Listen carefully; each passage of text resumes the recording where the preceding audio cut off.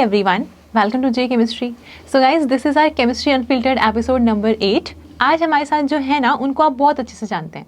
अगर आप किसी से भी पूछेंगे, आप चाहे बीएससी में हो, एमएससी में हो, किसी से भी पूछना कि मुझे कोऑर्डिनेशन केमिस्ट्री पढ़ना है, मैं कहाँ से पढूं, आपको हर टीचर एक बार कितनी भी बुक्स गिनवाएं बट अजय कुमार सर वाली बुक से पढ़ना ये पक्का बोलेंगे, है ना. अब मैं बोल रही हूँ अजय कुमार सर क्योंकि मैंने पढ़ाई करी है उनसे. आपको सुनने को मिलेगा अजय कुमार वाली बुक से पढ़ लो, है ना. तो कोऑर्डिनेशन केमिस्ट्री का नाम आए और अजय कुमार सर का नाम ना आए, ऐसा हो नहीं सकता है. तो आज हमारे साथ जिनकी आपने इतनी सारी बुक्स पढ़ी है, चाहे वो कोऑर्डिनेशन केमिस्ट्री हो, चाहे वो बायोऑर्गेनिक केमिस्ट्री हो, चाहे वो ऑर्गेनोमेटालिक्स हो, चाहे वो केमिकल बॉन्डिंग हो, अब सर की मेन ग्रुप एलिमेंट्स वाली बुक भी आ गई है. तो ये सारी बुक्स आपने पढ़ी होंगी सर की, नहीं पढ़ी तो आपको पढ़नी चाहिए. आज ना हमने सर से बात करी है और ये जानने की कोशिश करी है कि सर को बाय नेम तो सब जानते हैं, लेकिन बाय फेस बहुत कम स्टूडेंट्स जानते होंगे. तो आई एम वेरी श्योर अगर आप आज देखेंगे आपको बहुत अच्छा लगेगा सर से मिलके. और हमेशा की तरह आज भी वही हुआ है, जैसे मैं आपको हमेशा बोलती हूँ, जितनी ज़्यादा अचीवमेंट्स होती है ना, वो पर्सन उतना ही हम्बल और डाउन टू अर्थ हो जाता है. तो मैंने वो सर को भी देखा है. सो इतना ज़्यादा अचीव करने के बाद मुझे लगता है इंडिया का हर एक स्टूडेंट को जानता हो जो केमिस्ट्री फील्ड से है. उसके बाद भी सर इतने डाउन टू अर्थ हैं, इतनी मेहनत करी उन्होंने बुक्स को लिखने में, उसके बाद भी he is very humble, very kind. आप उनसे मिलेंगे ना, आप देखना. इसके साथ साथ बहुत सारी लर्निंग्स आपको मिलेंगी. सबसे इंपॉर्टेंट ये कि जो स्टूडेंट्स मुझे कमेंट करके बोलते हैं कि मैम हम तो बहुत अच्छी यूनिवर्सिटी से नहीं है, हम तो सेंट्रल यूनिवर्सिटी से नहीं है, हमने आईआईटी से, आईसीएस से कुछ भी नहीं किया हुआ, तो हमारे लाइफ में कुछ होना ही नहीं है. तो ऐसा बिल्कुल नहीं है. आप ना सर की क्वालिफिकेशन सुनना, सर ने कहाँ से पढ़ाई करी है वो सुनना, आपको समझ में आएगा कि चीज़ें सिर्फ यूनिवर्सिटी से आपको ऐसे रिस्ट्रिक्ट नहीं होती हैं. बहुत सारी चीज़ें होती हैं, आपको ओपन रहना पड़ेगा. आप देखना सर ने कहाँ से पढ़ाई करी है, कैसे. अब सर हिंदू कॉलेज में प्रोफेसर हैं, दिल्ली यूनिवर्सिटी के हिंदू कॉलेज में प्रोफेसर हैं, सारी सारी बुक्स लिखी हैं, हम सब जानते हैं उनको. उनकी पूरी जर्नी आप सुनना कैसे रही है, आपको बहुत मोटिवेशन मिलेगी. इसके अलावा लाइफ की कुछ लर्निंग्स हैं जो हमें अभी समझ नहीं आएंगी, बट हाँ एक टाइम पे जाके हम रिलेट कर पाएंगे. तो मैंने सर से ये भी पूछा कि आपको इतना एक्सपीरियंस है. सर की मास्टर्स कंप्लीट हुई है 2000 में. तो मुझे याद है मैं तो 1995 बोर्ड हूँ. तो आप समझ रहे हैं, तो अगर मैं ही सर से इतनी छोटी, तो आप तो हो सकता है कि अभी बीएससी में हूँ. आप समझ पाएंगे केमिस्ट्री वाली फील्ड में कहाँ से जर्नी स्टार्ट होती है और कहाँ तक जाती है. तो अगर आप पूरा सुनेंगे आप बहुत ज़्यादा रिलेट कर पाएंगे. और हाँ, अगर आप अभी डिमोटिवेटेड हैं थोड़ी सी किसी भी रीज़न से, आपको मोटिवेशन भी मिलेगी.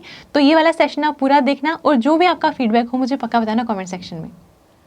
सो सर, आपने टाइम दिया इंटरव्यू के लिए, थैंक यू सो मच. अगर आज हमारे पास ऑडियंस होती ना, सबसे पहले मैं बोलती please put your hands together for everyone's favourite Ajay Kumar sir. क्योंकि सर आपको हर कोई जानता है. मैं बता रही हूँ, coordination chemistry by Ajay Kumar, जितने भी टीचर्स होंगे ना, क्योंकि मैं बहुत टाइम से देख रही हूँ ऑनलाइन प्लेटफॉर्म्स पे, जब भी बात आती है कोऑर्डिनेशन केमिस्ट्री की, हालांकि आपकी बुक्स बहुत सारी हैं, बट हम आपको कोऑर्डिनेशन के नाम से जानते हैं. जैसे आप किसी से भी पूछेंगे कि कोऑर्डिनेशन केमिस्ट्री कहाँ से पढ़नी है, कोई बीएससी वाला बच्चा पूछेगा, हम बोलेंगे अजय कुमार सर वाली बुक से पढ़ लो. कोई पूछे नेट गेट के लिए कहाँ से पढ़ने में, अजय कुमार सर वाली बुक से पढ़ लो. हम कहाँ से पढ़ाते हैं, अजय कुमार सर वाली बुक से पढ़ा रहे हैं. तो अभी ऐसा है, हम लोग बीएससी एमएससी आपकी बुक से पढ़ के पास हुए हैं, नेट गेट जैम करा रहे हैं, पढ़ रहे हैं, पढ़ा रहे हैं, बट हाँ आपकी बुक्स मतलब ऐसे है. तो अभी ऐसा हो गया कि अगर कोऑर्डिनेशन पढ़ना है तो अजय कुमार सर वाली बुक से पढ़ लो, वहाँ से सब हो जाएगा आपका. और अभी मैं आपको बताती हूँ सर, मेरे साथ रिसेंटली हुआ ये, मैंने इंस्टाग्राम पे और यूट्यूब पे भी एक वीडियो डाली थी कि रेफरेंस बुक्स की, कि हर चैप्टर के लिए आप कौन सी बुक रेफर करेंगे. तो मैंने बताया, उसमें आपका नाम लिखा मैंने AJAI करके, अजय कुमार. ऐसे ही मैंने इंस्टाग्राम पे भी डाली पोस्ट, तो मैंने वहाँ पे भी लिखा Ajay coordination chemistry by Ajay Kumar sir ऐसे करके, और OMC by Ajay Kumar sir. तो मेरे पास ना एक मैसेज आया इंस्टाग्राम पे, उन्होंने कहा कि मैम आपने ना सर के नाम की स्पेलिंग गलत लिखी है, आपने AJI लिखा है, AJY होना चाहिए, AJAY होना चाहिए, आपने AJAI लिखा है.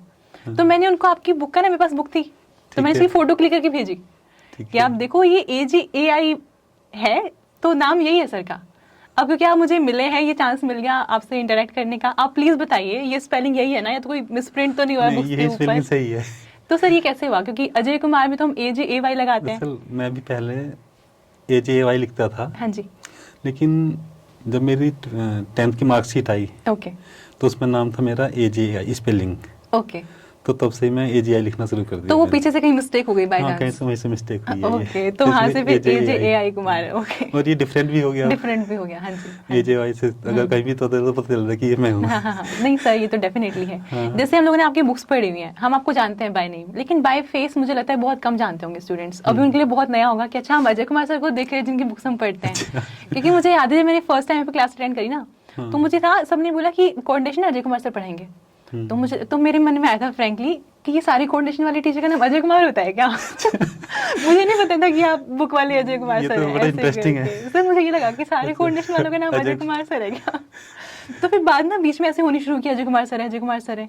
तो मैंने आपसे पूछा था, आपको याद नहीं होगा शायद, मैंने आपसे कहा था कि सर आप वो बुक वाले अजय कुमार सर है क्या? तो सर का रिप्लाई था कि आपको कोई शक है क्या? मैंने कहा नहीं सर, शक नहीं है, बस मैं कंफर्म कर रही हूँ कि आप वही वाले हैं क्या? तो सर मुझे लग रहा है स्टूडेंट्स को भी ऐसी वाली फील आ रही होगी कि जहाँ से जिनसे हम पढ़ रहे हैं, जिनकी बुक्स हम देख रहे हैं, तो अच्छा वही वाले सर। तो सर आपने टाइम निकाला, उसके लिए थैंक यू सो मच। मैं बहुत एक्साइटेड हूँ आपके इंटरव्यू के लिए। आई एम श्योर स्टूडेंट्स भी बहुत सारे होंगे क्योंकि सबने आपकी बुक्स देखी हैं, पढ़ी हैं, बट हाँ आपसे कोई मिला नहीं है ना, तो ये वाली चीज़ है। तो सर जैसे मैं जब भी कोई इंटरव्यू के लिए आता है तो मेरा काम रहता है कि उनका इंस्टाग्राम, लिंक्डइन, फेसबुक, जहाँ से जितनी इन्फॉर्मेशन मिली मैं निकाल लूँ।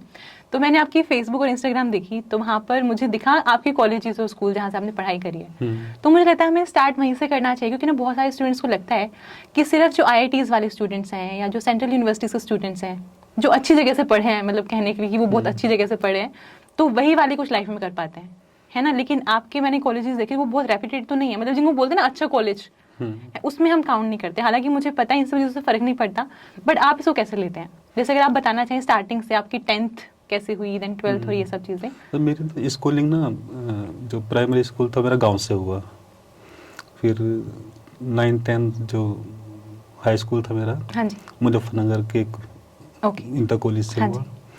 फिर 12th मेरा ST इंटर कॉलेज से हुआ, और ग्रेजुएशन मैंने किया था अपना DAV कॉलेज CCS यूनिवर्सिटी से, और पोस्ट ग्रेजुएशन मेरा वहीं से है, उसी से। पर बात ये है ना कि क्या फ़र्क पड़ता है IIT से पढ़ने का या फिर वैसे कॉलेज से। अगर सारे बच्चे इंटेलिजेंट या सब कुछ IIT वाले ही बनते तो सारे कॉलेज बंद हो चुके होते, फिर सही बात है, कोई ना कॉलेज चलता। ठीक है, डिपेंड करता है स्टूडेंट कैसा है। स्टूडेंट अच्छे IIT में भी होते हैं, स्टूडेंट अच्छे जो वैसे कॉलेज होते हैं वहाँ भी अच्छे स्टूडेंट होते हैं, और डिपेंड होता है आप किस तरह से पढ़ रहे हैं।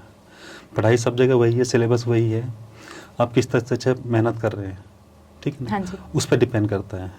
तो आप देखेंगे जो पहले साइंटिस्ट बने हैं, जो भी बने हैं, वो सारे IIT से थोड़ा ही बने हैं, वो अपने स्कूलिंग गाँव से पढ़ के आए हैं, है ना। तो बहुत सारे ऐसे एग्जाम्पल्स हैं। तो ऐसा कुछ भी नहीं है, आप जहाँ पे भी वहीं पर खूब मेहनत करिएगा और डेफिनेटली सक्सेस हो जाएंगे आप। सो गाइस, पहली लर्निंग हमारी यहाँ से ये है कि आप जिस भी पोजीशन पर हैं, जहाँ जिस भी कॉलेज में हैं, आपको सिर्फ अपना बेस्ट देना है। क्योंकि अगर सिर्फ ये हो ना कि IITs और सेंट्रल यूनिवर्सिटीज, DU, BHU ये सब, अगर यहीं से सब कुछ हो रहा होता तो फिर हम ये बुक्स नहीं पढ़ रहे होते, है ना। और मैं तो सर के साथ बिल्कुल नहीं बैठी होती, मतलब मेरे को तो चांस मिल गया, मैं बहुत ग्रेटफुल हूँ इस चीज़ के लिए कि सर मुझे जे केमिस्ट्री के थ्रू आपसे बात करने का, आपसे मिलने का चांस मिल गया ऐसे पर्सनल लेवल पे, वरना तो हो ही नहीं पाता। मतलब मैं तो सोचती थी कि अजय कुमार सर का मतलब इंटरव्यू मैं कैसे ले लूँगी, रीच में नहीं है। जैसे मैं आपको ऑनेस्टली बोलती हूँ कि मतलब हम लोग कर ही नहीं पाते, ये वाली चीज़ है। तो सर जैसे ना एक होता है कि अब लगता होगा, जैसे मैं आपसे पूछ सकती हूँ कि आपने इतनी सारी बुक्स लिखी हैं, आप पूरी ऑर्गेनिक केमिस्ट्री कवर कर चुके हैं, तो मतलब हम लोग तो आपको बहुत बड़ा मानते हैं कि अजय कुमार सर मतलब कहाँ हमें मिलेंगे और कहाँ हमें बात करने का मौका मिलेगा। तो आप सोचते हैं कि आपने हमेशा शायद केमिस्ट्री पढ़ी होगी पूरी लाइफ में, तो कैसा था, आपको 10th के बाद था कि मुझे केमिस्ट्री की बुक लिखनी है? नहीं, ऐसा कोई एम नहीं था। जो मैंने अपनी कोऑर्डिनेशन की बुक लिखी है, हाँ, इसके पीछे एक छोटी सी कहानी है। सर ये हम बिल्कुल सुनेंगे आपसे, बट आप मुझे बताइए कि आप 10th के बाद से केमिस्ट्री में आना चाहते थे? नहीं। आप 10th के बाद क्या करना चाहते थे? सर हम सब जानना चाहेंगे। मेरी क्लास के बच्चे ना पॉलिटेक्निक का फॉर्म भर रहे थे दरअसल। ओके। तो मैंने घर में अपने पापा जी से कहा, पापा जी पॉलिटेक्निक का फॉर्म भरना है। तो पापा जी ने कहा पॉलिटेक्निक बिल्कुल नहीं करनी थी। ओके। बिल्कुल मना कर दिया उन्होंने, क्योंकि मेरे पापा जाते जाते कुछ करे, क्योंकि पढ़ने में ठीक ठाक था, अच्छा था, मैं अपने स्कूलिंग टॉप करता था, मैं हाई स्कूल टॉप किया था मैंने। तो वो कभी नहीं चाहते थे कि तुम पॉलिटेक्निक में जाए, अच्छा पढ़ तो अच्छा काम कर कोई अच्छा। तो सर ये तो उन्होंने बहुत ही अच्छा काम किया। हाँ, तो मैं पॉलिटेक्निक से रोक दिया। आपको पॉलिटेक्निक से रोक दिया, हाँ जी। हाँ, तो अगर वो होता तो मैं एक JEE होता खाली, वो कुछ नहीं होता। हाँ जी। तो फिर इसलिए उन्होंने मुझे मन साफ मना कर दिया। तो फिर 11-12 किया। मैं आपको एक बात तो बता दूं, मैं जब 8वीं से 9th में एडमिशन लेने गया था, तो प्रिंसिपल थे ना, वो मुझसे क्वेश्चन पूछ रहे थे वो मुझसे, तो आंसर में दे रहा था उनको अच्छे। तो उन्होंने कहा पापा जी को कि भाई हम इसको यहाँ पे एडमिशन दे सकते, आप इनको आर्ट में एडमिशन दे दो। पापा जी एकदम खड़े हो गए वहाँ से सीट पे से कि मैं नहीं पढ़ा रहा बच्चे को, साइंस चाहिए, साइंस पढ़ाना है। हाँ जी। आप बैठो, मैं तो मजाक कर रहा था। आप बैठो, मजाक कर रहा था। हाँ जी, हाँ जी। इस बच्चे को तो मैं घर से पालूंगा। हाँ भाई, मैं भी वही सोच रही हूँ कि आंसर अगर आप अच्छे दे रहे तो उन्होंने ये क्यों बोला कि हाँ, आर्ट्स में। बिल्कुल हाँ अच्छे जी। से। और ये था वहाँ तो का काफी बात। प्राउड फील हुआ होगा उनको उस टाइम पे। हाँ, ओके। तो ये बात थी वहाँ की एक। हाँ, देन आपने 11th-12th में मेडिकल या नॉन मेडिकल आपके मेरा नॉन मेडिकल था। ओके, आपने हाँ। नॉन मेडिकल 11th-12th में। हाँ, हाँ, सर देन उसके बाद कैसे डिसाइड किया कि केमिस्ट्री में ही जाना है? दरअसल क्या था, हम घर से इतना अच्छी कंडीशन नहीं थी कि मैं मेडिकल या इंजीनियरिंग कर लेता मैं। हाँ जी। तो ट्राई भी नहीं किया फिर मैंने। तो फिर मैंने सोचा कि सब बीएससी करनी है खाली। ओके। तो बीएससी में मैथ अच्छा था, फिजिक्स थी अच्छी थी, बायोलॉजी पढ़ी नहीं थी 12th में वैसे हाँ भी। जी। तो हमने पीसीएम से बीएससी किया। ओके। हाँ, हाँ, जिसको जनरल केमिस्ट्री से बोल हाँ, देते हैं कि हाँ, बीएससी जनरल से हुई है। ओके। बीएससी जनरल बोलते हाँ हैं, जी। वो किया मैंने वहाँ से। फिर उसे करने के बाद नंबर आता है एमएससी करने का। हाँ हाँ। तो चूंकि फिजिक्स नंबर 1 होती थी, सब कुछ अच्छा इसी में था सबसे ओके, ज़्यादा। ओके। मैथ भी ठीक था, हाँ। केमिस्ट्री थोड़ी वीक थी। मतलब केमिस्ट्री सबसे नीचे थी? हाँ, तो सर आप थर्ड अभी नंबर पे थर्ड तो- नंबर पे केमिस्ट्री थी हाँ, हाँ। मेरी। तो मैंने अप्लाई किया था एमएससी में, फिजिक्स में भी और केमिस्ट्री में भी। ओके। मैथ से बिल्कुल नहीं करनी थी। तो तो सर आपने कैसे डिसाइड किया कि मैथ से बिल्कुल नहीं करनी? जब फिजिक्स में नंबर भी सबसे ज़्यादा आए थे ओके। दरअसल। अब उसमें ना कॉन्सेप्ट है, आपको डेली लाइफ से कुछ ना कुछ सीखने को मिलता है। मैथ में आपको कुछ नहीं मिलता है उस लेवल पे हाँ जाके, जी, हाँ जी। है ना। डेरिवेशन करते रहो, ये करते हाँ, रहो, हाँ, बाकी यही सर है। हाँ, स्टूडेंट लाइफ में लेकिन हमें यही लगता लेकिन है कि उसमें बस ना हम लोग आपको हाँ क्वेश्चंस मिलता कर रहे है, इलेक्ट्रॉनिक्स मिलती है आपको, है ना, कॉन्सेप्ट मिलते हाँ हैं, जी। डेली लाइफ की चीज़ें मिलती हैं उसमें, है ना। तो मैथ से कुछ नहीं मिलता ऐसा। तो फिजिक्स में एडमिशन नंबर आ गया, एडमिशन भी ले लिया वहाँ से। ओके, आपने एमएससी फिजिक्स में ज्वाइन कर फिजिक्स में लिया? एडमिशन ले लिया। फिर ये सोच के कि मुझे कोचिंग पढ़ानी है पहले तो। ओके। तो मैं सोचा फिजिक्स में ना केवल पीसीएम वाले बच्चे फिजिक्स पढ़ते हैं, बीएससी वाले हाँ बच्चे। जी। लेकिन केमिस्ट्री में क्या होता है, पीसीएम में भी होती है केमिस्ट्री, और जो मेडिकल वाले होते हैं उनके पास बोटनी, जूलॉजी, केमिस्ट्री उनके पास भी होती है। तो सभी बच्चे जो होते हैं बीएससी में, मैं उसको लिया डीएवी कॉलेज की, कि सबके पास केमिस्ट्री होती है, वरना फिजिक्स उनके पास में, बोटनी उनके पास में, तो उसमें मतलब बच्चे कम आएंगे। तो मेरा ये था कि अगर मैं कोचिंग भी खोलूंगा तो बच्चे ज़्यादा आ जाएंगे, जॉब भी नहीं लगी तो कोचिंग अच्छा चलेगा मेरा। हाँ जी, हाँ जी। तो मैंने वहाँ से ट्वीट कर दिया फिजिक्स से, आके केमिस्ट्री में एडमिशन ले लिया। सही, तो बहुत ही ऑनेस्ट आंसर हो गया। बट हमें समझ पा रही हूँ, हम लोग ऐसे ही अप्रोच रहती है। केमिस्ट्री में लेने का पर्पज यही था कि अगर मैं कोचिंग पढ़ाया तो बच्चे ज़्यादा आएंगे। तो सर आपको ये कोचिंग का आइडिया कैसे आया? क्योंकि मुझे उस टाइम पे आपकी कब हुई है, अगर मैं पूछ सकती हूँ, आपकी मास्टर्स कब कंप्लीट हुई है? मास्टर मेरी हुई थी 2000 में कंप्लीट। ओके, आपकी 2000 में मास्टर्स कंप्लीट हुई है? हाँ सर मैं, आप उतने छोटे रहे होंगे वो। सर मैं तो 1995 बोर्ड हूँ। मैं तो 5 साल की थी उस टाइम पे। ओके, तो सर आपकी मास्टर्स कंप्लीट हुई है, तो हाँ। उस टाइम में मुझे नहीं लगता कि कोचिंग का इतना ट्रेंड था। कोचिंग तो उस टाइम होते नहीं थे, कोई भी एक भी कोचिंग नहीं होता था उस हाँ टाइम जी। पे। तो आपको कोचिंग का माइंड में कैसे आया कि आपको कोचिंग करनी है? मतलब कोचिंग का मतलब मैं ट्यूशन पढ़ाना। Okay, okay. अच्छा, हाँ और जी। बीएससी को एमएससी ये ट्यूशन पढ़ाना 11th-12th को। तो मैं जब एमएससी में एडमिशन था, मैंने तभी कोचिंग खोल लिया था मैंने अपना। ओके। और मैं 11th-12th को ट्यूशन पढ़ाता था हाँ। कोचिंग पे। तो कोचिंग तो मैं तभी से पढ़ा, बीएससी से ही हाँ पढ़ा रहा जी। हूँ मैं। इवन मैंने तो होम ट्यूशन भी पढ़ाया है बच्चों को। ओके। हाँ, तो आई एम श्योर वो सब आपकी वीडियोस देखते होंगे ये वाली। टीचिंग ना वो ब्लड में है, वो blood में- बचपन blood से में आ है गया है। दरअसल, हाँ। हाँ जी। तो आपने एमएससी फिजिक्स क्विट करके फिर आप केमिस्ट्री पे शिफ्ट कर गए? शिफ्ट कर गया मैं। हाँ जी। ये था। देन आपने मुझे जैसे बताया, प्लीज बताइए वो वाली स्टोरी कि आपने फर्स्ट ईयर एमएससी का कंप्लीट कर लिया केमिस्ट्री में। एमएससी फर्स्ट ईयर कंप्लीट कर लिया हाँ मैंने। जी। फिर एनएसआई कानपुर का फॉर्म निकला था शुगर टेक्नोलॉजी के लिए। ओके। उससे केमिस्ट बनते हैं शुगर मिल में, अच्छी जॉब होती है वो भी। तो मैंने उसका एंट्रेंस एग्जाम दिया कि जॉब मिल जाए तो उससे। हाँ। तो मेरा उसमें क्वालिफाई कर दिया मैंने उसका एग्जाम को। ओके। उसका सेंटर भी आईआईटी दिल्ली में था जब एग्जाम देने अच्छा, आया तो था आप मैं। आईआईटी दिल्ली एग्जाम देने के लिए आए? देने आया था, तो उसमें मेरा नंबर आ गया था, मैं क्वालिफाई कर लिया था उसको। ओके। तो फिर मैं शुगर टेक करने चला गया वहाँ से। तो मैंने 2 साल किया वहाँ पे शुगर टेक्नोलॉजी। ओके। मेरी वहाँ से जॉब भी लग गई थी। वो जॉब लगी थी मेरी पिकार्डली शुगर मिल्स में, जो कुरुक्षेत्र में है। ओके। तो किसी कारण से मैं वो जॉब नहीं कर पाया पूरी। 1 महीने में ही मैं रिजाइन करके आ गया वहाँ से। और मेरा एमएससी में एडमिशन ले लिया मैंने। वापस एमएससी केमिस्ट्री शुरू करी। तो क्योंकि मेरा गैप था 2 साल का। हाँ जी। तो मुझे इनऑर्गेनिक केमिस्ट्री मिली। ओके, तो गैप की वजह से आपको वो बाय चांस, हाँ। या हम बाय लक कहें उसको, हाँ, कि वो आप इनऑर्गेनिक में आ गए। इनऑर्गेनिक केमिस्ट्री मिली, क्योंकि इसमें सीट खाली थी। हाँ जी, हाँ जी। तो इनऑर्गेनिक करी फिर हमने। सर मैं आपसे एक क्वेश्चन पूछना चाहूंगी, हालांकि बहुत ही चाइल्डिश हो सकता है, बट आप मानते हैं क्या किस्मत में कि कुछ चीजें लिखी होती हैं आपके लिए? हाँ, लिखी होती हैं, क्योंकि ये अगर आपके आप हाथ में नहीं था। हाँ जी, क्योंकि भाई अगर आप देखो, ड्रॉप नहीं करते हो 2 साल हाँ, आप वहाँ नहीं जाते, तो फिर आप शायद इनऑर्गेनिक नहीं चूज करते बिल्कुल। में भी। अगर मान लिया देखो, जैसे मान लिया मैं ऑर्गेनिक से करता बाय द वे, हो सके आजकल किसी फैक्ट्री में हाँ जी, केमिस्ट होता हाँ कहीं जी, पे, हाँ जी। है ना, फार्मास्यूटिकल केमिस्ट्री में होता है ना, लैब में होता है, किसी में काम होता है, तो मेरा उधर भी चांस बन हाँ, सकता क्योंकि आप था। बाई चांस चले तो गए थे वहाँ पे। हाँ, हाँ, बट वही कि वहाँ नहीं लिखना था, आप जाना आपका लिखा नहीं ये था, आपको यहीं तो पर आना था। ये था। आपको ये इंटरव्यू देना था। हाँ, हाँ, हाँ तो जी। इसलिए तो फिर आपने मास्टर्स कंप्लीट कर ली। हाँ देन जी। सर उसके बाद की जर्नी क्या रही? जैसे आजकल के टाइम पे चलता है कि जैसे मास्टर्स कंप्लीट हुई है, मास्टर्स में भी आप नेट के लिए प्रिपेयर करो, आप गेट के लिए प्रिपेयर करो, है ना, फिर वही सब चले जाओ उस वाले। जब मैं एमएससी में एडमिशन लिया था ना, हाँ जी। तो तभी से दिमाग में था नेट ही पास करना है मुझे। ओके, तो उस टाइम भी मतलब यही चलता था? हाँ, ओके। तो मैंने नेट का एग्जाम दिया, हाँ जी। पढ़ते पढ़ते, तो तैयारी तो थी नहीं मेरी कुछ भी, लेकिन मैं दिया एग्जाम, उसमें फेल हो गया था। ओके। पहली बार सर से। ठीक है, यहाँ पे हम रोकना चाहेंगे कि जिन स्टूडेंट्स को लग रहा है कि हमारा एग्जाम नहीं निकल रहा है, तो भाई अजय कुमार सर का भी नहीं निकला था। हम जैसे पढ़ रहे हैं सर से पढ़, तो सर का भी नहीं निकला था। ओके। तो फिर जब मैं एग्जाम दे के आया, तो उस टाइम पे पेपर नहीं होता था कि बाहर किसी तरह का कि भाई कैसा, तो जब मैं पेपर दे के आया तो सब पता था मुझे पेपर किस तरह का आता है। तो पेपर में कमी ये थी कि मैं पढ़ा हुआ नहीं था सारी चीज़ें। तो जब मैं वो सब चीज़ें देखी, तो जब मैं नेक्स्ट टाइम पर तैयारी किया, तो मुझे पता था कि ये सिलेबस क्वेश्चन इस तरह के आते हैं। तो मैंने उनको इतना तैयार कर लिया सिलेबस को अपना, जो जो करना था मुझे कि इतने क्वेश्चन पूरे कर पाऊँ मैं। तो जब मैं एग्ज़ाम देने गया, तो मुझे ये लग रहा था कि यार मुझे रिएक्शन वगैरह भी सब आता है, क्वांटम भी सब तैयार कर रखी है मैंने, कोड से भी तैयार कर रखी है मैंने, है ना, ऑर्गेमेंटिक भी, ये तो सब कुछ तैयार कर रखा है मैंने सब कुछ। तो कहाँ से क्वेश्चन पूछेगा, अब तो कर दूंगा ना जब सब कुछ याद है मेरे। हाँ जी। तो जब मैं पूरी तैयारी से गया, सारे क्वेश्चन ठीक कर दिए मैंने, तो ऑब्जेक्टिव वाले तो एक भी क्वेश्चन नहीं बचा मेरा, है ना, टॉप 21 नंबर आ गया। इवन हो सके फर्स्ट पोजीशन ना रही हाँ मेरी। जी, हाँ जी। हाँ, जैसे आपने बताया कि अभी जैसे रैंक आती है एग्जाम में, पहले वैसे नहीं आती, पहले रैंक नहीं आती थी, है ना, तो सारे क्वेश्चन सही थे, एक भी क्वेश्चन गलत नहीं था। तो मैं तो टॉप कर गया होंगे। वो रैंक 1 बस हम देख नहीं पाए क्योंकि उस टाइम पे आती नहीं थी। ओके। सर उसके बाद आपकी जर्नी कैसी थी, क्योंकि आपका जेआरएफ हो गया, वो भी अच्छे मार्क्स, अच्छी रैंक से।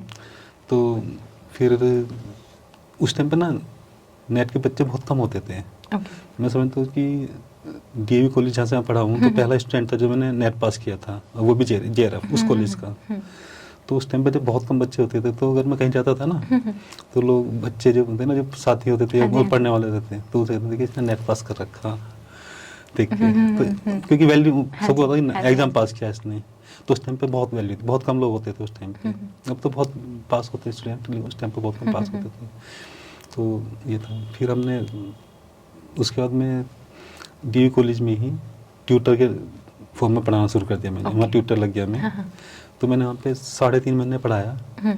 उसके जस्ट बाद मेरा एसडी इंटर कॉलेज में पीजीटी टीचर की जॉब लग गई। तो वहाँ से मैंने छोड़ दिया और फिर मैंने वहाँ पे ज्वाइन कर लिया। उससे पहले मेरा आईटी रुड़की में पीएचडी में हुआ था। तो मैं वहाँ पे चला गया था। तो जैसे यहाँ जॉब लगी मेरी एसडी इंटर कॉलेज में, तो वहाँ से छोड़ दिया मैंने। तो वहाँ से पीएचडी में नहीं कर पाया। पीएचडी रह गई। ओके। हाँ, रह गई थी। फिर मैंने यूपी के फॉर्म भी भरे थे उस टाइम पे 3-4। तो यूपी का थोड़ा सा हिसाब ऐसा ही था कि एक फिक्स कैलेंडर नहीं होता, तो 3 साल तक इंटरव्यू लेटर नहीं आया कोई भी।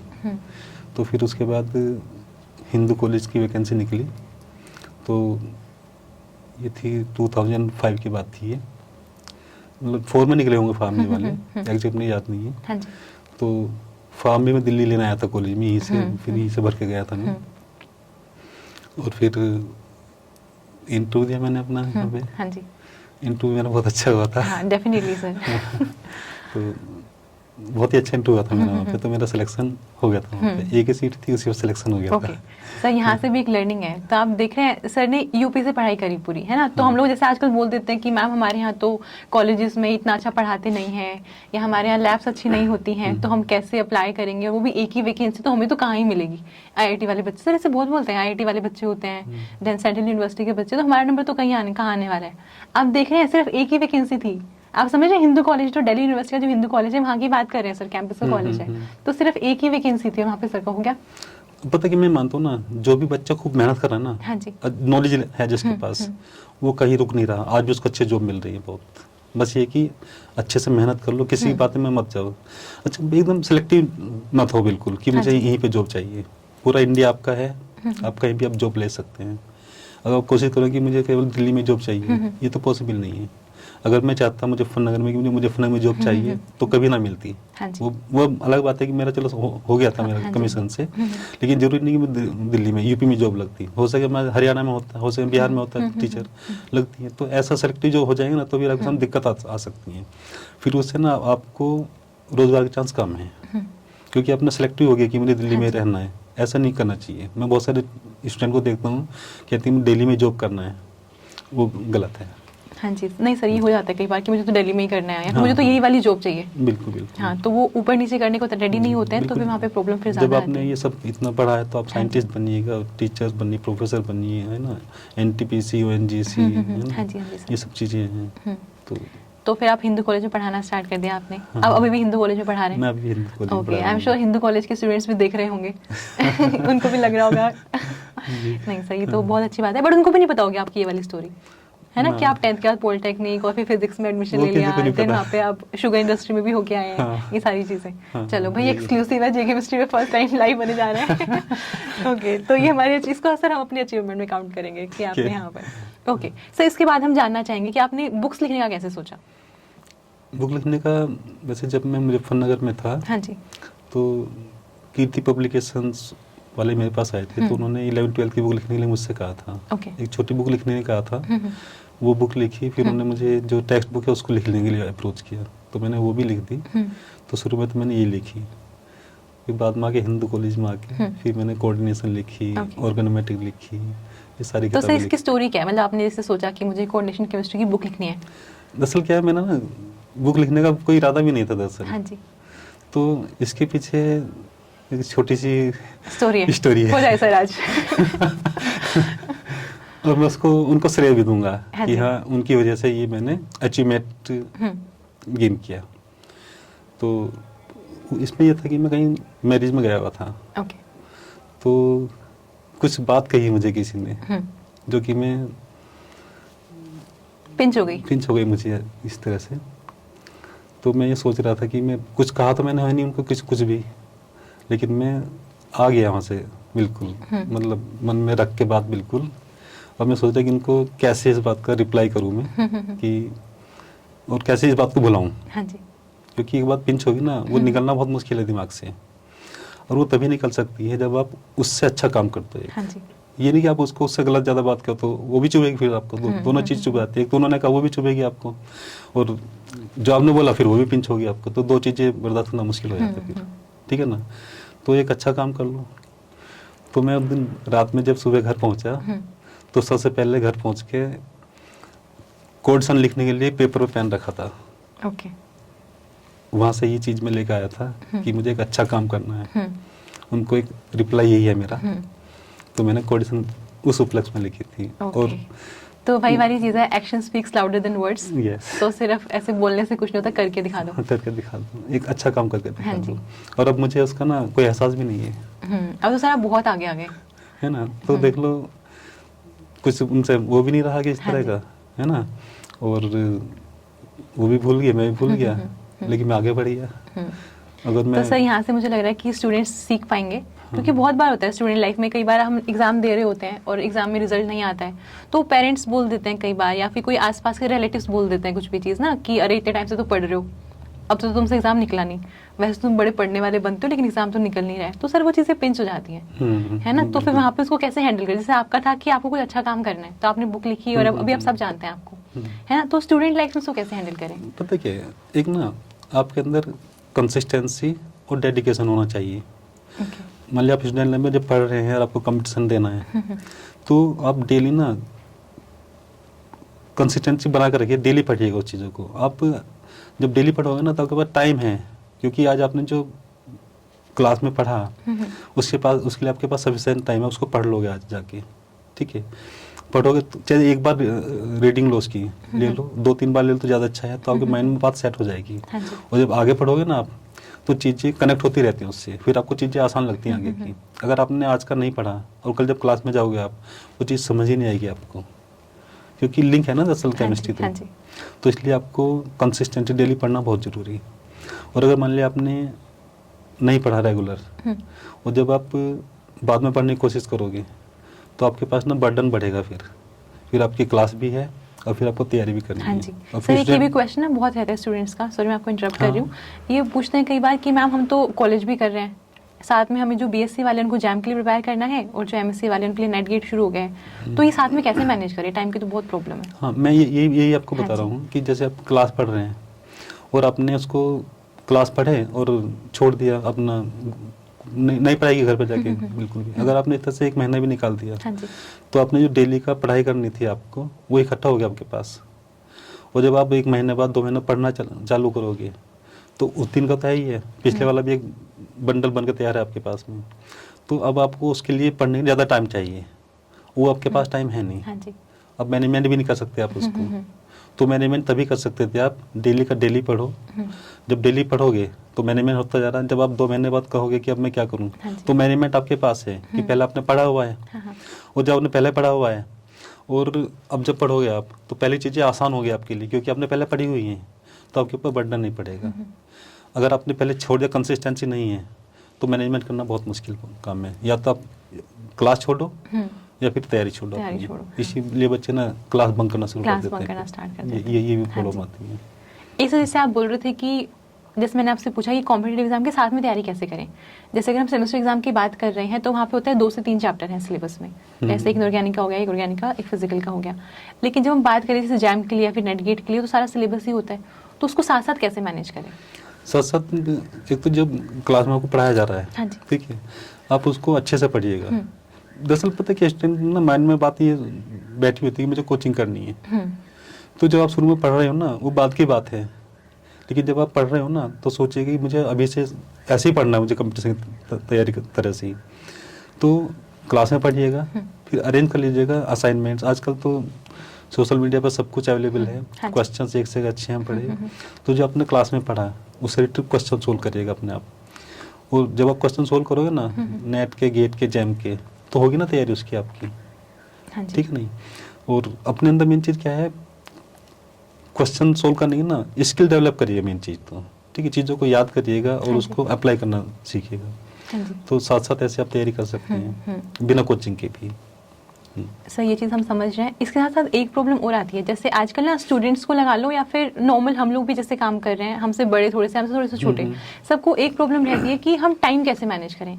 जैसे मैं ऑनेस्टली आपकी अगर बात करती हूँ तो आपने इतनी सारी बुक्स लिखी हैं, जो कि मुझे पता है बहुत टीडियस काम है, इतने आराम से नहीं होता है कि आपने सोचा कि आप बुक लिखेंगे आप एक दिन में बुक लिख के आपने कंप्लीट कर दिया, ऐसे पॉसिबल ही नहीं है, बहुत टाइम लगता है ना। तो आपने बुक्स लिखी हैं, आप हिंदू कॉलेज में पढ़ा रहे हैं, और मैंने आपकी फेसबुक पे देखा है फैमिली से बहुत कनेक्टेड है, तो वो चीज़ दिखती है, आपके सोशल मीडिया पे भी दिखती है। तो सर आप फैमिली को भी टाइम दे रहे हैं सफिशिएंट, तो आप ये कैसे मैनेज करते हैं?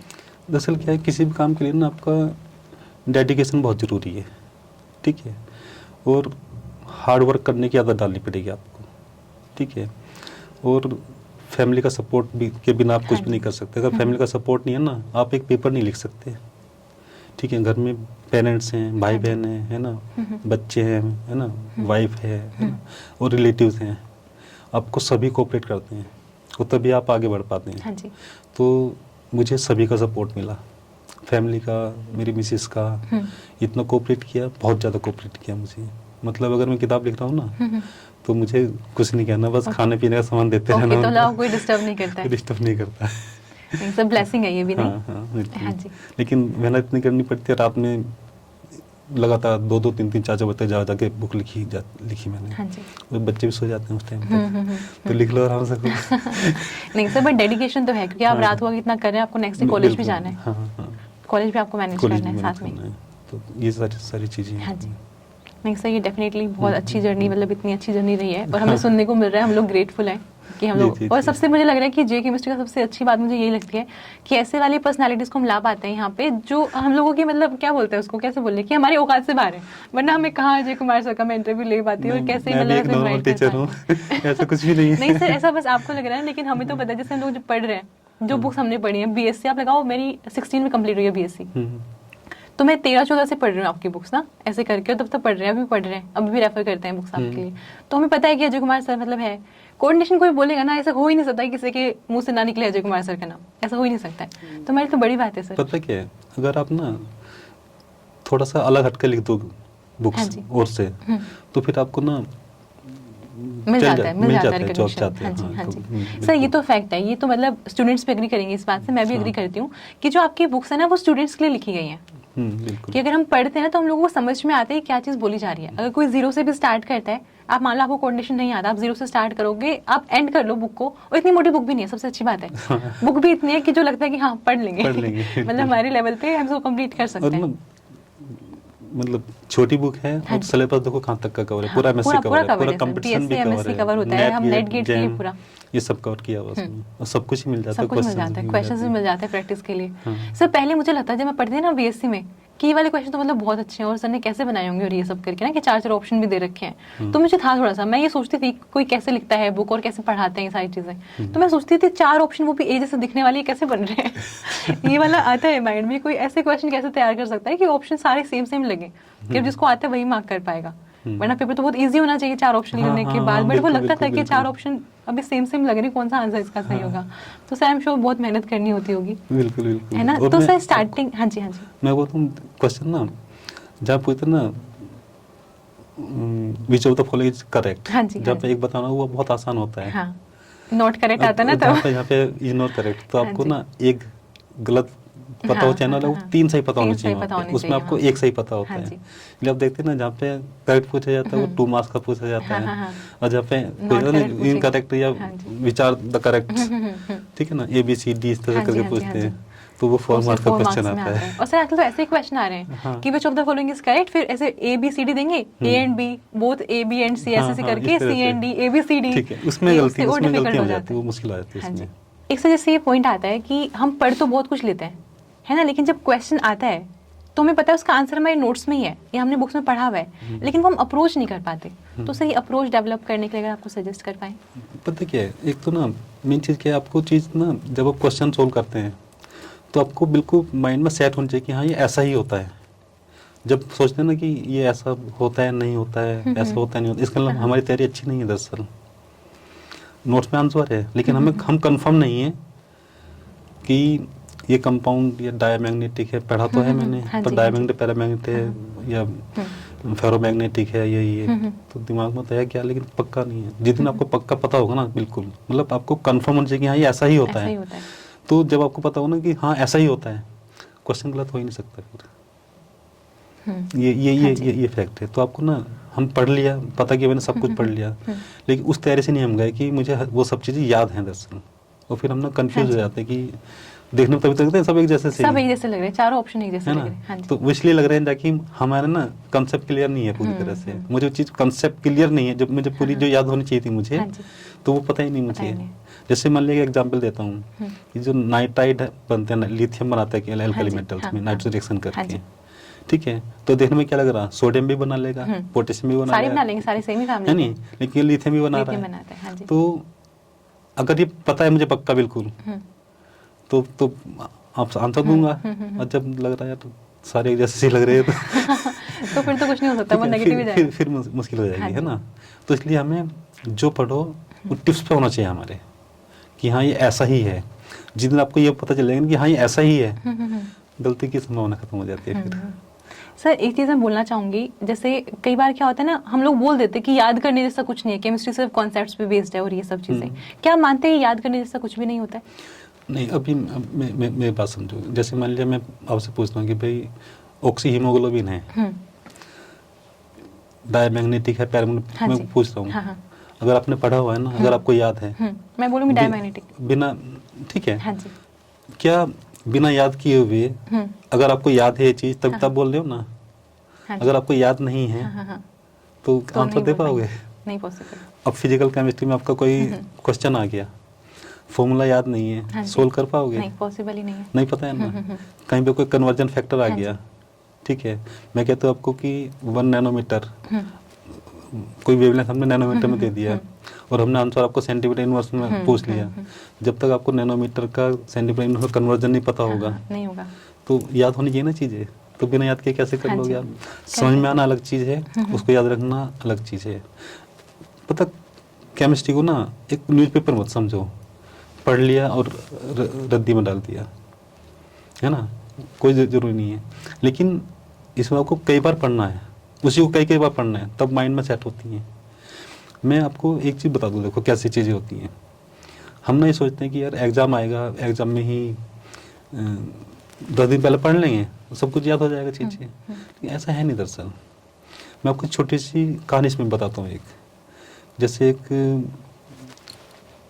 लोहार होता है, तो वो ना गर्म लोहे को तोड़ता है हैमरिंग करके। तो उसमें फर्स्ट हैमरिंग करता है, सेकंड, थर्ड, और लास्ट में लोहा टूट जाता है। तो क्या लास्ट वाले ने लोहा तोड़ा था, वो पहले वाले का असर रहा होगा ना? हाँ जी। इसी तरह से जब हम पढ़ते हैं ना, मैंने आज पढ़ा, मैं इसीलिए पहले कह रहा था कि डेली पढ़िएगा। जो आज आपने पढ़ा ना, वो कल काम जरूर आएगा, आपको चीज़ें आसान बन जाएंगी। तो जो आपने लोहे पे हैमरिंग की थी पहले वाली, उसका असर दूसरी में मिला, उसका नेक्स्ट में मिला, और लास्ट में लोहा ब्रेक हो गया। तो क्या पहले वाले का असर नहीं था? क्या लास्ट वाले ने हैमर ने लोहा तोड़ा था? नहीं तोड़ा ना दरअसल। तो एक सिस्टमेटिक चल रहा है काम आपको। तो पढ़ाई इस तरह से होती है। बहुत ही बढ़िया एग्जांपल है सर, मैं इसको यूज़ करूंगी अपनी वीडियोस में आगे। और आपकी रेफरेंस से कि अजय कुमार सर से सीखा हमने, बट फैक्ट है, पॉइंट है, क्योंकि सिर्फ लास्ट साल से नहीं टूटेगा। अब जैसे इसको मैं रिलेट कर पा रही हूँ, बहुत सारे स्टूडेंट्स सोचते हैं कि हमने एक बार एग्जाम दिया नहीं हुआ, सेकंड टाइम दिया नहीं हुआ, थर्ड टाइम में हो गया, तो उनको लगता है कि हमारे थर्ड वाले एफर्ट्स थे जो थे, बट ऐसा नहीं है। आप जो स्टार्टिंग से लेके अब तक सीखते आए हो ना, वो सारे कॉन्टिन्यूस एफर्ट्स दिख रहे हैं रिजल्ट। मान लिया आपने थर्ड अटेम्प्ट में किया, तो क्या ऐसा था कि मान लीजिए जो तुम्हें पहले से ही तैयार था, क्या तुमने अलग से पढ़ा था उसको? वो तो याद पहले से ही है ना दरअसल, वो तो यूज कर रहे हो ना उस चीज़ को आप, सेकंड वाला भी यूज कर रहे हो। तो जो आपने पहला आज पढ़ लिया उसको यूज कर रहे हो ना, बिना यूज के तो नहीं कर सकते आपको। तो यूज तो हर चीज़ उसका है, सिस्टमेटिक वही है बिल्कुल इसी तरह का। सही, तो हमने केमिस्ट्री की बात करी है, जैसे मैं आपकी बुक्स पे देखती हूँ आपने सारा क्रेडिट अपने पेरेंट्स को दिया हुआ है, तो आपके पेरेंट्स का कितना रोल है आपकी लाइफ में? देखो, अगर आप हो या मैं हूँ, अगर कुछ भी हैं, उनके बिना तो कुछ भी नहीं है। बिल्कुल सर, बिल्कुल, है ना। और उनके नहीं, छोटे बड़े जो भाई बहन होते हैं ना, सब कुछ होते हैं। क्योंकि आपके लिए सबसे ज़्यादा दुआ जो करता है आपके भाई बहन और आपके मम्मी पापा। हाँ जी। बाकी वो कोई करे चाहे ना करे, बाकी यही करते हैं। हाँ जी। ये हमेशा चाहते हैं काश मेरे भाई की नौकरी लग जा, मेरी बहन की नौकरी लग जा, बच्चे की नौकरी लग जा। वो हमेशा चाहते हैं। मतलब सिर्फ ये चीज़ ऐसी होती है, फैमिली के मेम्बर ये कभी नहीं चाहते कि मेरे भाई की नौकरी ना लगे, मेरे बेटे की नौकरी। वो हमेशा चाहते हैं कल की लगती आज लग जाए। बाकी दुनिया में कोई नहीं चाहता इतना। और फिर आपके टीचर चाहते हैं। हाँ, फिर आपके टीचर चाहते हैं। सर ये वाली चीज़ तो फैक्ट है। मैं कई बार ना बोलती हूँ स्टूडेंट्स को वीडियोस में कि आपके पेरेंट्स के बाद अगर कोई चाहता है ना कि आपका निकले, तो मैं चाहती हूँ। तो प्लीज़ बात सुनो जो बोल रहे हैं, आपके फायदे के लिए बोल रहे हैं। टीचर्स तो बाद में ही चाहेगा, क्योंकि टीचर ने तो पढ़ा दिया, उसका कोई फिर उससे लेना देना नहीं है, उसका काम पूरा कर दिया। लेकिन पेरेंट्स को तो इच्छाएं होती हैं उसके साथ में कि भाई कुछ बनेगा, हमें हेल्प करेगा, है ना, चीज़ें होती हैं। फिर भी आगे जाके भाई उसके ये काम करना, किसी की शादी करनी है, घर बनाना है, कुछ करना है, तो इच्छाएं होती है ना अपनी। तो जब आपने जब फर्स्ट टाइम बुक लिखी अपनी, फिर आपने दिखाया अपने पेरेंट्स को कि मैंने पूरी बुक लिखी है, जब पूरी प्रिंट होके आ गई, तो उनका रिएक्शन कैसा था? मैं बताऊँ, जब मेरी कॉम्पिटिशन की बुक आई थी तो पब्लिक में मैंने अपने खोल लिया था अपना। ओके। तो उस टाइम पे मेरा ब्रदर इन लॉ है, मेरी सिस्टर के चाचा का लड़का, वो केवल हमने उसी को रखा था अपने पास में काम करने के लिए। तो कन्वेंसिंग करने जाता था वो, तो किताब बांट के आ जाता था इधर उधर कॉलेजेस में, और खाली आगे बैठ जाता था। मगर किसी लाइब्रेरी में तो हमारी माँ पूछती थी, भाई एक दो किताब बिकी नहीं बिकी? तो वो कहता पता नहीं क्या काम करा है, ये भी किताब नहीं बिक रही। पहली वाली बात थी स्टार्टिंग में। तो कहती बताओ इतनी मेहनत कर रखी, एक भी नहीं बिकती। हाँ, नहीं सर फैक्ट है, अगर बुक लिखी है, अगर कोई पढ़ ही नहीं रहा, उसको जा ही नहीं रही, तो फिर कैसे? माँ बाप की इतनी चिंता होती है। हाँ जी। तो एक तो बिक जाए, उसे शांति मिल जाती थी कि हाँ आज बेच के आया है, लाइब्रेरी में लगा के आया है, तो इतनी उम्मीद होती है उनको। सर जब आपने लिखी थी बुक फर्स्ट टाइम, आपको लगा था कि मतलब वो इतनी पूरे इंडियन लेवल पे ऐसे फेमस हो जाएगी, इंडिया के सब लोग बच्चे बस पढ़ रहे होंगे उससे? हाँ, मुझे उम्मीद थी, क्योंकि जब मैंने सोचा था ना लिखनी है मुझे, तो मुझे ये था कि मुझे अच्छी किताब लिखनी है, नॉर्मल से तो अलग करके लिखनी है मुझे। मुझे ये था कि जिस चीज़ का कहीं एक्सपेंशन नहीं है ना, उसके बिना किताब आगे नहीं बढ़ाऊंगा। मुझे चाहिए कितना भी टाइम लग जाए, हाँ जी, मैं आगे बढ़ाई नहीं बिल्कुल भी। अब बहुत सारी चीज़ देखो ना, टॉपिक बुक में ऐसे हैं जो कि आप ना नेट पर कहीं भी सर्च कर लोगे, जर्नल कोई भी कहीं नहीं नहीं मिलेगी, मिलते, वो explanation खुद नहीं की अपनी मिलती। रिसर्च है, हाँ जी। खुद काम किया वो अपना।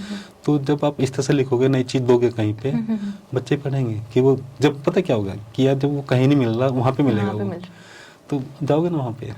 भैया बताओ, वैकेंसी तो है आपके बहादुरगढ़ में, हाँ जी, तो वहीं तो आओगे आप नौकरी के लिए, या कहाँ जाओगे? सही बात है। भाई जब हाँ आप जी। एग्जाम दोगे, एमएससी का दोगे, जैम का दोगे, आप टॉपिक पढ़ोगे कोई, तो जब आप सिलेबस देखोगे अपना, जहाँ पे आपको मिलेगा क्वेश्चन के आंसर मिलेंगे, सॉल्यूशन मिलेगा, उसी को तो पढ़ोगे ना आप।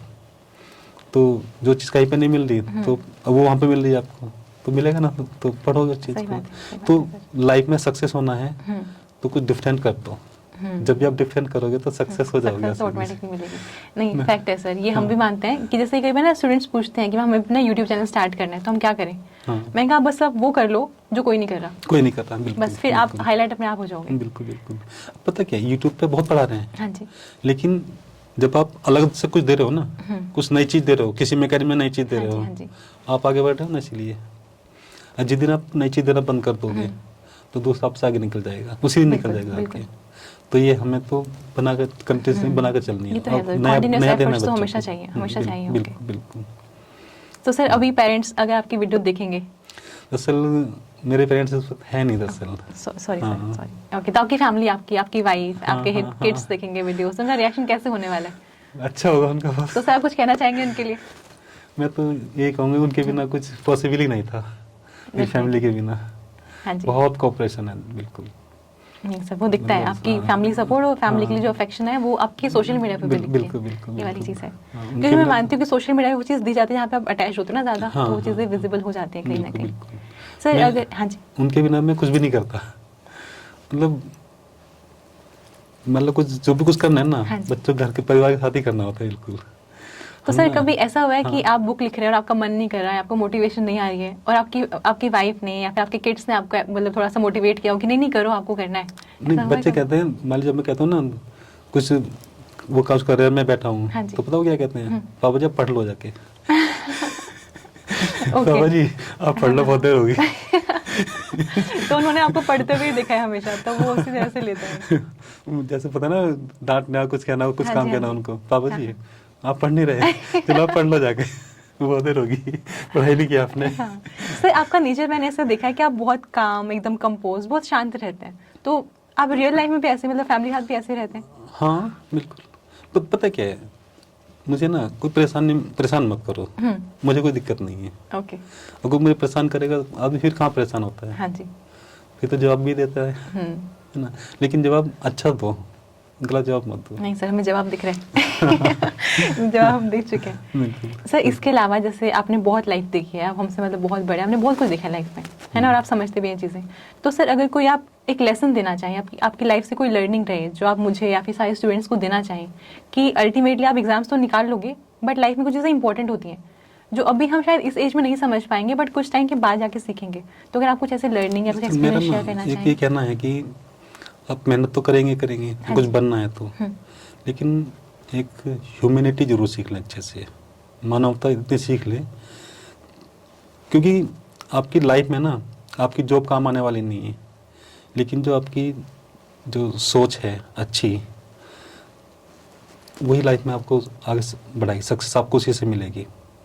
क्योंकि जब भी आप पूरी मेहनत करो ना, सच्चे मन से मेहनत करो बिल्कुल, ठीक है, ये करप्शन बिल्कुल मत करो, और झूठ भी नहीं बोलना चाहिए बिल्कुल भी, कि झूठ बोल कर काम करो, पेरेंट्स के साथ झूठ बोल रहे हो हाँ ना, जी। है ना, टीचर के साथ झूठ बोल रहे हो, कभी नहीं करना चाहिए।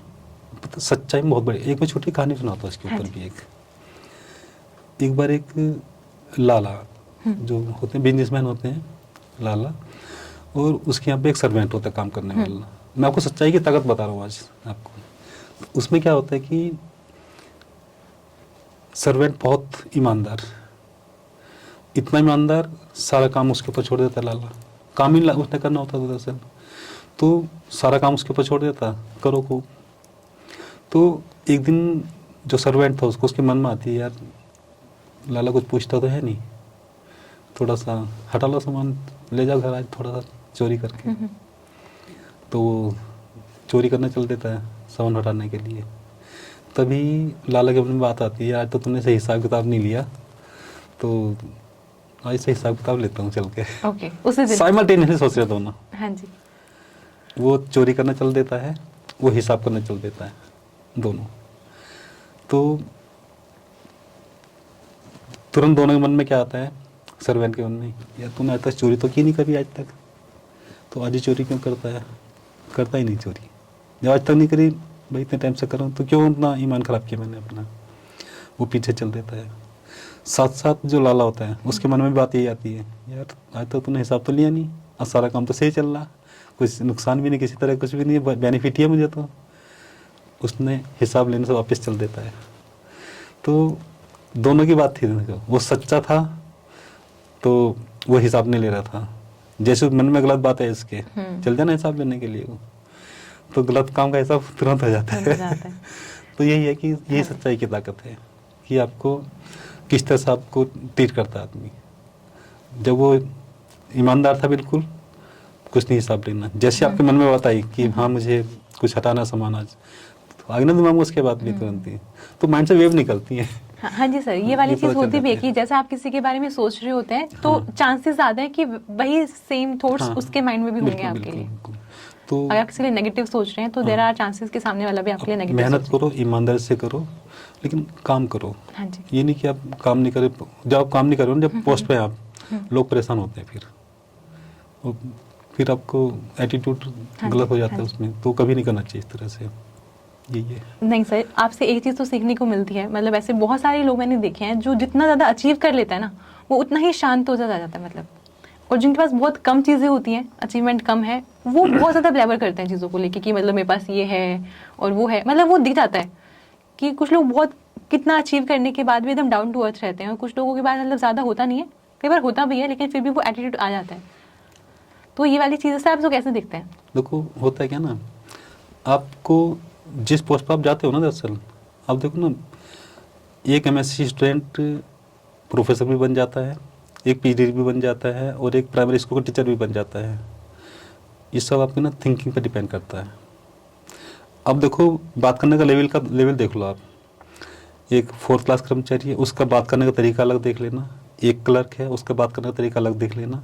उससे बड़ी पोस्ट पे उसका तरीका अलग देख लेना, और जो और बड़ी पोस्ट पे है बहुत हम्बल मिलेगा।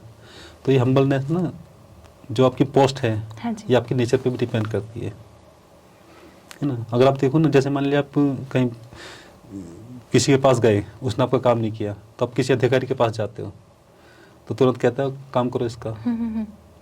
दोनों काम कर रहे हैं, उसने काम नहीं किया, आप अधिकारी के पास चले गए, वो कहता है काम करो इसका।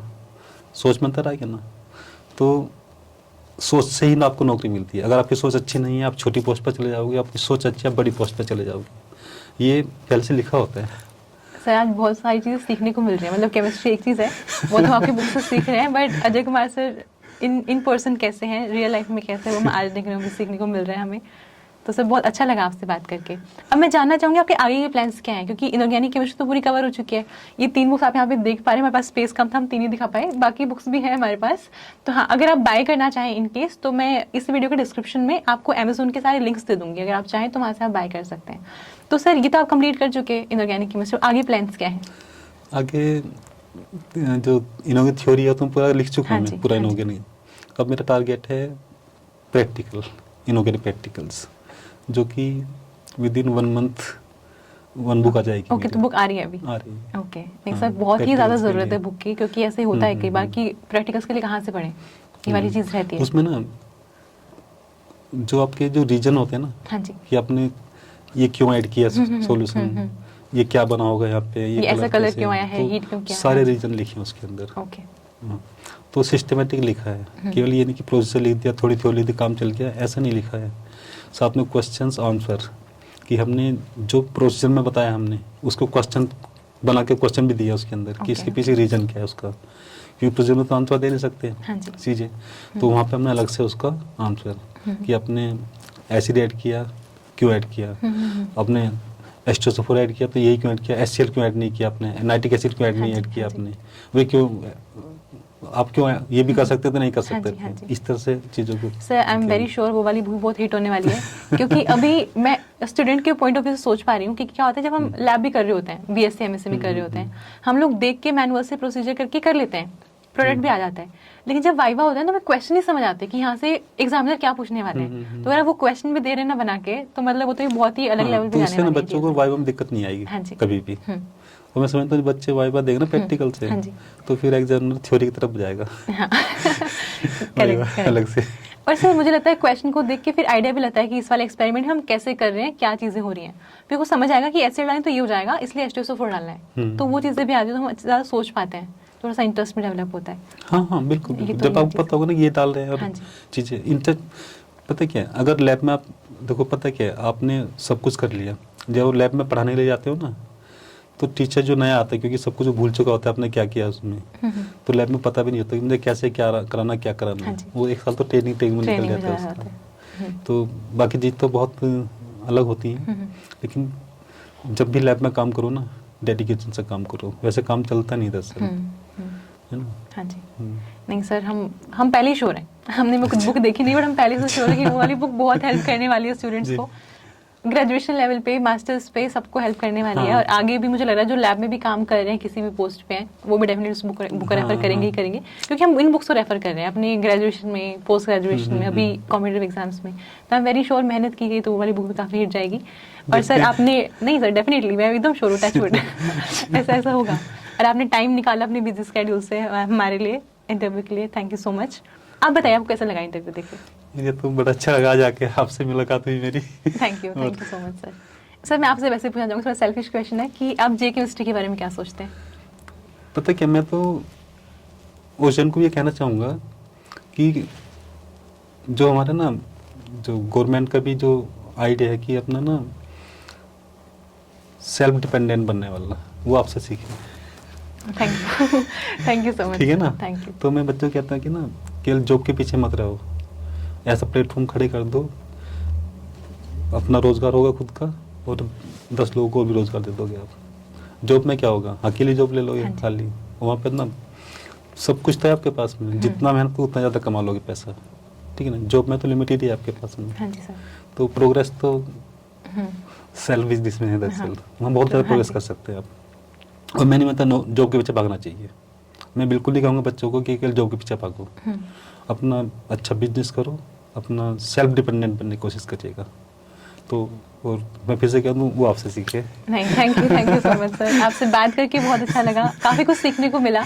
और जो आपकी लोहार वाली कहानी थी, वो बार बार हैमरिंग करके सर, वो तो मैंने एकदम स्कैन हो गई है वो और मैं उसको बहुत बार यूज़ करने वाली हूँ, बहुत ही अच्छी थी। सर आपके टाइम के लिए थैंक यू सो मच।